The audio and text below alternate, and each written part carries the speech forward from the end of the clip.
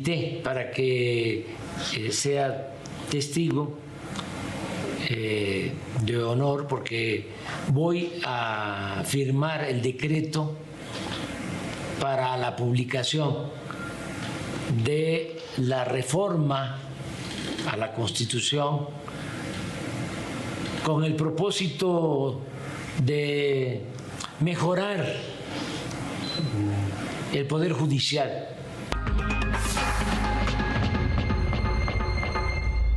Bueno, con todo y amparos está promulgada la reforma al Poder Judicial. El presidente López Obrador le ha salido todo como él lo había diseñado o quizá pensado a partir de que habló del Plan C. Firmó el decreto ayer en 15 de septiembre, antes de dar el grito de independencia. Lo hizo en Palacio Nacional, acompañado de la presidenta electa Claudia Sheinbaum como su testigo de honor. Los efectos de la reforma ya entraron en vigor desde hoy. Vienen las leyes secundarias, que es donde esto va a estar verdaderamente brutal. Los preparativos en el INE y lo que haya que organizar.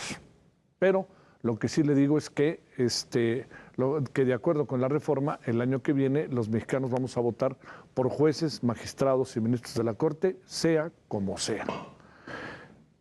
¿Qué viene ahora? Bueno, el Senado tiene 30 días naturales para emitir la convocatoria e integrar los listados de candidatos que competirán en la primera elección del año que viene.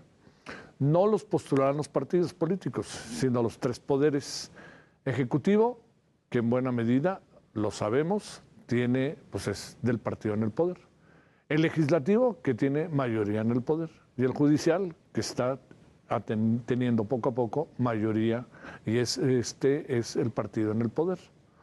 Pero estamos ante una elección gigante, sin precedentes. La verdad que lo digo con más dudas que certezas.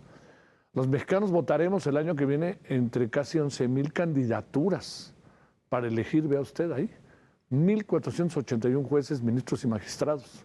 En 2027 la cosa se pone todavía más complicada, porque habrá más de 31,000 candidaturas para elegir 5,229 cargos. Algo que, se lo juro, que algo que me ha dado vueltas y vueltas y vueltas es si las y los mexicanos saldremos a votar o entendemos qué estamos votando, ¿no? Más allá de toda la situación política por la que atravesamos. El presidente, mientras tanto, el presidente estaba promulgando la reforma al Poder Judicial. La ministra Norma Piña estaba recibiendo en ese momento un reconocimiento a la Corte por parte de la International Bar Association. Se le reconoce, según el comunicado de este tema, por su impresionante, valiente y generosa actividad en defensa del Estado de Derecho.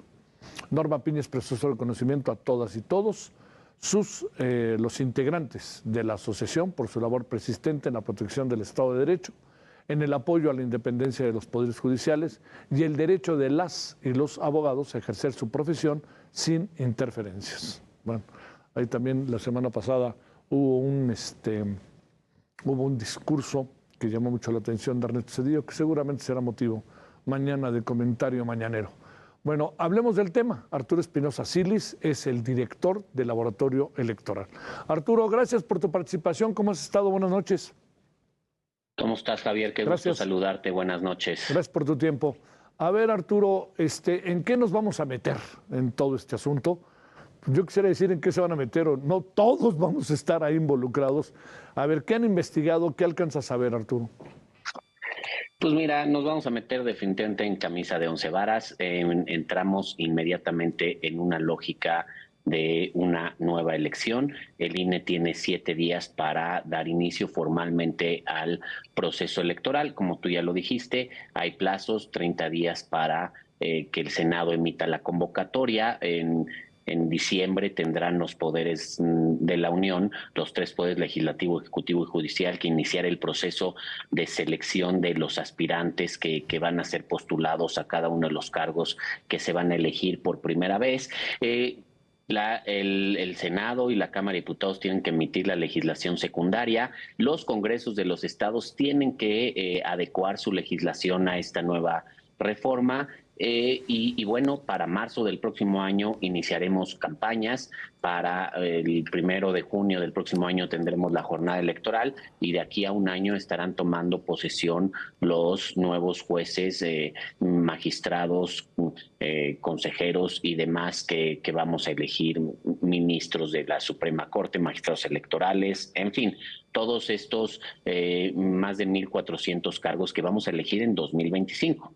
Después vendrá el proceso de 2027, que va a ser más grande, como dices, porque también tendrán que apuntarse los locales. ¿En qué nos vamos a meter? De entrada, en un proceso, hay que decirlo, novedoso en México e inédito en el mundo. ¿Por qué inédito en el mundo? Porque ningún país del mundo elige al 100% de su judicatura mediante voto popular. Ninguno. No hay un caso como el nuestro. Es una elección sumamente grande porque no nada más es esa gran cantidad de cargos, sino acordémonos que nuestro padrón es un padrón de 100 millones de personas. El listado nominal será seguramente de algo cercano a eso, 98, 99 como fue este año. El INE tendrá que organizar una elección que nunca ha organizado en su vida para 100 millones de personas sin una regulación, porque no existe la ley secundaria. El proceso va a iniciar antes de que inicie la ley secundaria y esto genera muchas interrogantes, genera mucha incertidumbre. Además, hay que recordarlo, en nuestra Constitución se establece que 90 días antes de iniciar un proceso electoral no se pueden modificar las leyes, porque es una cuestión esencial de certeza dentro de las elecciones. Y aquí va a iniciar el proceso electoral y no vamos a tener leyes, no vamos a saber con qué reglas vamos a la competencia, lo cual generará muchísima incertidumbre, además de lo que estoy diciendo, lo novedoso, lo inédito de este proceso electoral, con muchas interrogantes, cómo se van a hacer campañas, quiénes van a poder votar. Por ejemplo, en las elecciones, digamos, de los cargos legislativos o ejecutivos, tenemos voto desde el extranjero, tenemos voto de personas que están en prisión, tenemos muchas reglas que se deben de seguir, un sistema de fiscalización. Aquí se dice que no pueden recibir recursos públicos ni privados. Entonces, ¿cómo van a hacer campaña? ¿Con qué dinero? ¿Pueden acceder a los tiempos del Estado? ¿Cómo se les fiscalizaría en los recursos que usen? ¿Quiénes van a poder votar? ¿Van a poder votar también quienes viven en el extranjero? Un tema que a mí me genera mucha curiosidad es... mediante una sentencia del Tribunal Electoral está establecido que pueden votar quienes están en prisión y no han recibido sentencia. Es decir, ellos podrían votar aquí, podrían escoger a quienes después van a decidir sobre su caso, los van a sentenciar. Sí. Hay muchísimas dudas. El Tribunal Electoral se renueva en las salas regionales, entonces ellos van a poder conocer de los asuntos respecto de su propia elección, o todo lo va a conocer la sala superior, cómo van a ser las impugnaciones, qué se va a poder impugnar y quién va a poder impugnar. Son un sinfín de interrogantes, Javier. Creo que vamos un poco a ciegas a algo que nunca antes hemos hecho y que el mundo nunca antes ha visto. A ver, Arturo, déjame plantearte la otra cosa. ¿De dónde saldrá el dinero? Ahora, otra vez, esos fideicomisos del Poder Judicial han servido para todo, ¿no? O sea, porque cuando no los piensan en una cosa, los piensan en otra y en otra y en otra. Primero, ¿de dónde va a salir la lana? Y te diría, ¿quién se va a encargar de todo el proceso de leyes secundarias y de todo esto que no tenemos la más remota idea de cómo se va a hacer? A ver, yo creo que una de las primeras cosas que necesitará hacer el INE es establecer un presupuesto.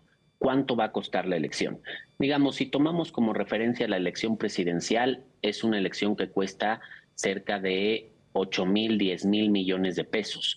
Ojo, no sé si vaya a ser algo que tenga el mismo costo, porque, por ejemplo, yo creo que hay cosas que se van a tener que invertir aquí por primera vez, como, por ejemplo, el tema de la actuación de la autoridad respecto de la geografía electoral, que no es la misma que la geografía judicial. Es decir, los circuitos judiciales, los distritos judiciales no equivalen a las circunscripciones electorales o a los distritos electorales.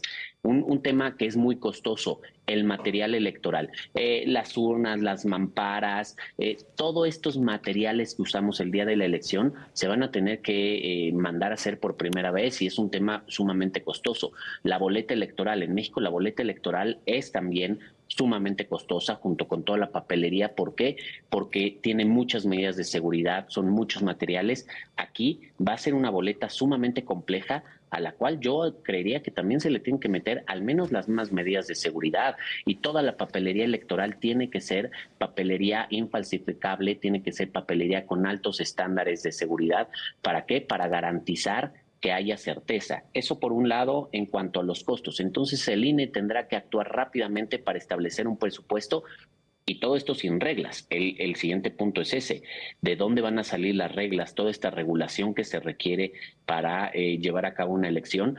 Pues la Cámara de Diputados, la Cámara de Senadores, yo creo que ya desde ahorita tienen que estar trabajando en proyectos de legislación nueva. Yo no sé si crean que aumentándole algunos capítulos, algunos títulos a la Ley General de Instituciones y Procedimientos Electorales sea suficiente. Yo creo que tendría que haber una regulación específica para las elecciones judiciales y insisto, y a ver cómo hacemos la legislación, porque es una elección inédita, que no hay algo similar en el mundo. La que más se podría parecer es la de Bolivia, en donde eligen a sus órganos finales, a sus órganos terminales mediante este sistema, pero es una elección mucho más chica. Bolivia es una democracia que tiene apenas 7 millones de electores, y los cargos que se renuevan son 26 cargos que representan 139 candidaturas. Es infinitamente menor la elección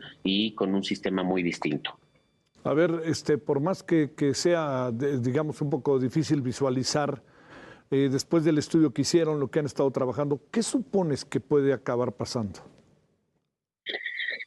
Mira, yo creo que un poco, viendo la experiencia de lo que ha ocurrido en Bolivia y viendo qué es lo que tenemos ahorita en México, qué es lo que implica, yo creo que por un lado va a ser una elección que no va a tener los estándares de calidad de las elecciones democráticas a las que estamos acostumbrados. Va a ser una elección en la que va a imperar la certeza, va a ser una elección en la que no va a haber condiciones de competencia equitativa. Hay que poner mucho ojo al proceso de selección que hagan cada uno de los tres poderes, porque tiene que haber filtros para garantizar que los mejores perfiles sean quienes busquen llegar a estos cargos jurisdiccionales. Y yo creo que va a ser una elección que va a ser tan compleja, tan difícil, y va a tener tantos obstáculos que no va a levantar el interés de la ciudadanía. Va a haber una participación sumamente baja. En Bolivia, donde el voto es obligatorio, en las elecciones hubo, de las personas que votaron, insisto, es un voto obligatorio si no reciben una sanción, de las personas que votaron, 70% anularon el voto o lo dejaron en blanco, lo que quiere decir que la participación real se convirtió en 30%. ¿Por qué? Fueron los que realmente eligieron una opción. Yo creo que aquí va a ser algo similar. Bajo las condiciones que tenemos al día de hoy, yo no veo que estas elecciones vayan a ser exitosas, ni vayan a ser un ejemplo de lo que se está buscando. Más bien, creo que van a tener muchos obstáculos. Sin duda, creo que el INE tiene un reto muy grande enfrente. No dudo de la capacidad del INE, es una autoridad que sabe hacer elecciones y lo sabe hacer muy bien. Pero repito, estamos ante un escenario nuevo, estamos ante algo que nunca antes se había hecho en México y nunca antes se ha hecho en el mundo. Y además de todo, pues no tenemos reglas, no tenemos regulación. Sí. Esto es consecuencia de las prisas en sacar esta reforma. ¿Tienes una idea cuánto puede costar esto o no? ¿O ni idea? Mira, yo calcularía que debe ser un presupuesto similar al de la elección federal, que repito fue poco más de 8,000 millones de pesos, nada más de pura organización de la elección, sin el financiamiento de los partidos. Yo creo que tendría que ser algo similar. ¿Por qué? Porque es una elección del mismo tamaño. Sí. Es una elección también enfocada a 98 millones de personas, en las cuales tiene que haber casillas en todo el país. Ahora, creo que sería muy preocupante que no le den la suficiencia presupuestaria que necesita el INE y que sea una cuestión como la que se hizo con la revocación de mandato, en donde se pide un presupuesto y se les da menos de la mitad y le dicen con eso organicen la elección como puedan. ¿Por qué? Porque entonces no se garantizaría la elección la calidad de la elección. No tendríamos estos elementos de integridad, la universalidad del voto, la libertad del voto, el que todas las personas puedan ejercer su derecho libremente, el que haya condiciones de competencia, el que haya certeza, el que haya equidad. Creo que es muy importante. Este primer ejercicio será fundamental para lo que viene. Si no se hace bien este primer ejercicio, creo que las elecciones judiciales podrían quedar condenadas para el fracaso. ¿Por qué? Porque la gente empezaría a desconfiar, la gente perdería el interés. Un tema muy importante va a ser la educación cívica para poderle explicar a la gente de qué se trata en estas nuevas elecciones, qué está eligiendo y quiénes son los perfiles por los que va a votar y qué proponen cada uno de estos perfiles, lo cual nuevamente es un reto muy, muy grande. El INE tiene un gran reto por enfrente y creo que no vamos a tener un proceso fácil, al contrario, será bastante complejo, porque aparte vamos sobre la marcha e iniciamos inmediatamente. De aquí al próximo lunes, el INE tendrá que sesionar para declarar iniciado el proceso de elecciones judiciales. Te mando un gran saludo, Arturo Espinosa. Gracias por tu tiempo. Buenas noches. Muchísimas gracias, Javier. Muy buenas noches. Gracias.